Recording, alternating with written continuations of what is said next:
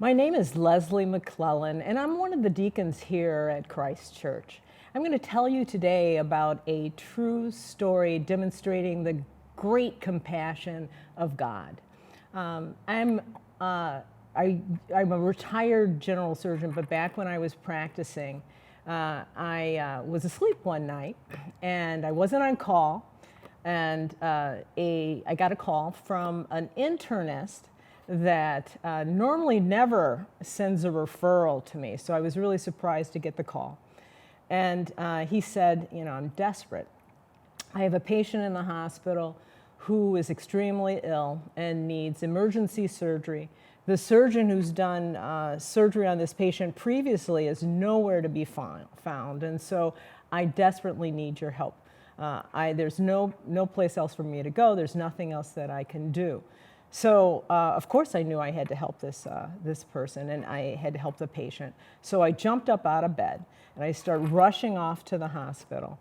But while I'm doing all of this, I'm a little miffed. I'm thinking, number one, well, where is this other surgeon?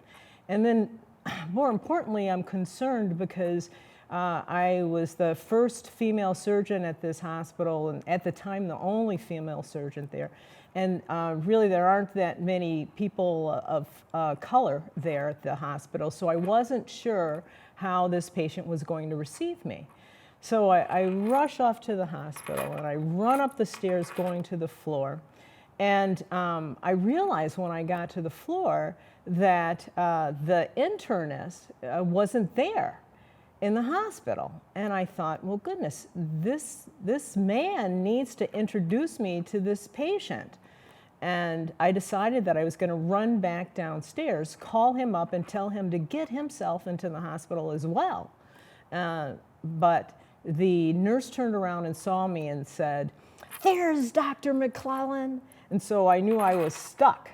So I decided, I turned around, started walking down the long hallway, and I noticed that there were at least about 20 people who, when she said that, turned around and looked at me, and they were all family and friends of this patient.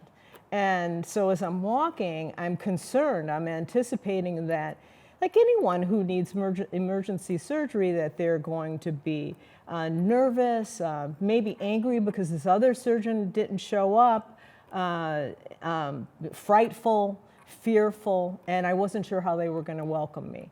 But as I got closer and closer and closer to them, what I saw was that they were very welcoming. They were happy. They were kind. And completely the opposite of what I expected. And as I got closer, they were, "Thank you so much for coming. We're so happy to see you." And they started partying as I walked into the patient's room and saw him in the bed.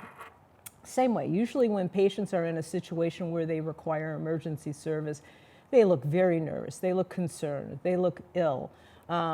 And he also could have been very angry as well, but he was exactly the opposite. He was smiling, he was happy, he was peaceful, he was even jovial. And when I got to his bed, he said, "Thank you so much for coming." He said that when I was in the emergency room, when I was first ill, I prayed.